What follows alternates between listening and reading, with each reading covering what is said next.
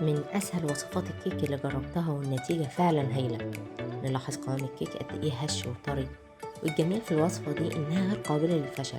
هتحل بإذن الله كل مشاكلك مع وصفات الكيك التانية. نقدمها بقى سادة مع الشاي، أو لو انتي من عشاق الشوكولاتة زيي نعملها جناش شوكولاتة بسيط هيخلي الطعم حكاية. هتدوب في البق وإن شاء الله هتعتمديها بعد كده عند عمل أي وصفة كيك شوكولاتة. لو أول مرة بتتابعيني أنا غادة وده مطبخي، يا ريت نعمل اشتراك في القناة ويلا نبتدي. هبتدي بعمل الجناش وده هينفع معاكي التشريب وتغطية الكيك والتورت، وكمان هينفع نزين بيه الكريب والبانكيك. في طاسة على البارد هنزل بكوبايتين لبن وعليهم كوباية كاكاو غامق منخول وعليه رشة قرفة. هنزل عليهم بمعلقة كبيرة نشا كفاية لأن الكاكاو أصلا فيه نسبة من النشا. 2 معلقة لبن بودرة، 2 معلقة نسكويك، وده هيحسن لي الطعم وهيقلل المرارة اللي ممكن تكون موجودة في الكاكاو. هنزل هنا ب3/4 كوباية سكر، وده طبعا يرجع لذوقك. كيسين من الفانيليا ومعاهم معلقة صغيرة من الفانيليا السائلة، كل واحدة فيهم ليها تيست مختلف. وأخيرا رشة بسيطة من الملح. هنقلب كل الكلام ده على البارد علشان الكاكاو والنشا مفيش حاجة فيهم تكلكع. ضروري الكاكاو يكون منخول علشان مش عايزين أي تكتلات. لو الخليط كلكع معاكي اديله ضربة في الخلاط أو بالبلندر هيرجع زي الفل. طبعا أنا حاولت إن الجناش يكون اقتصادي على قد ما أقدر، يعني استبدلت الكريمة اللباني باللبن والشوكولاتة بالكاكاو، وده علشان الميزانية. دلوقتي هشغل النار على الطاسة، لازم نستمر بالتقليب، وأول ما الخليط يبتدي يتقل لازم نهدي النار علشان ما يلزقش منك.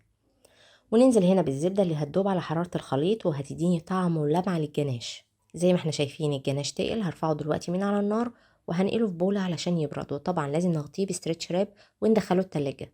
لو حسيت انه تقل معاكي كتير ممكن تزودي معلقة او 2 لبن، مش اكتر من كده.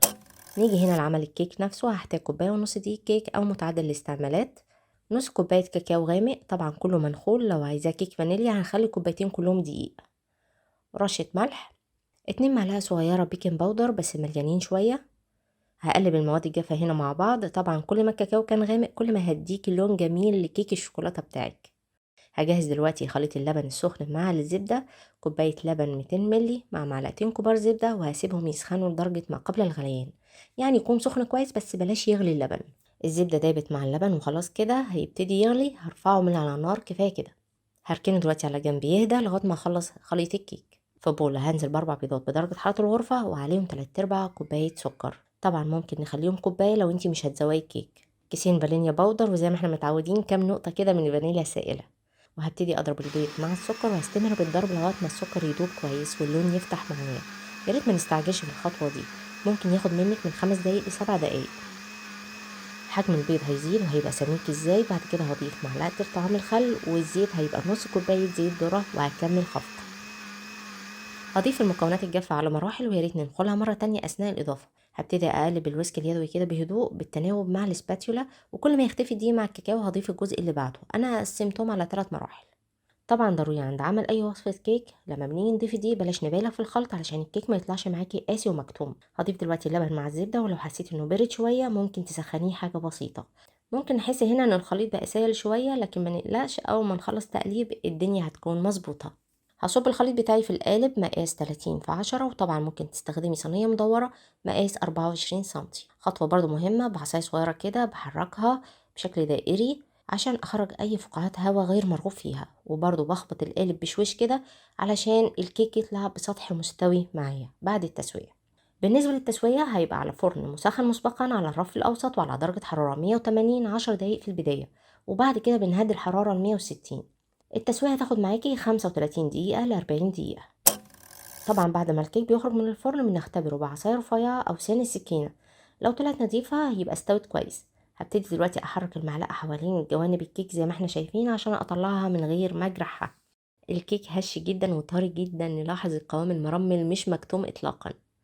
كيك اسفنجي من غير أي تعقيدات، ويصلح لكيك يومي مع الشاي، وبرضه ممكن نزينه ونعمل أحلى كيك شوكولاتة مع الجناش أو تورتة سريعة لأولادك. ده قوام الجناش بعد ما برد، نلاحظ نعومته والانسيابية اللي فيه. هبتدي أوزعه على الكيك، ضروري نستنى في المرحلة دي لما الكيك يبرد شوية. الجناش ممكن نستعمله مع كيك الشوكولاتة زي ما قلت، أو نغطي بيه التورت أو جاتوهات، أكتر من رائع. وبرضه حلو جدا مع الكريب والبانكيك، جربوه مش هتندموا. كده وصفتنا خلصت. لوصفات تانية أكتر ياريت نعمل اشتراك في قناتي على اليوتيوب المطبخ مع غادة، ونفعل الجرس علشان توصلنا إشعارات بالوصفات الجديدة. ونعمل لايك وفولو لصفحتي على الفيسبوك المطبخ مع غادة، ولحسابي على انستجرام أو التيك توك غادة.kitchen 5G، وعلى تويتر غادة_kitchen 5G. دمتم طيبين.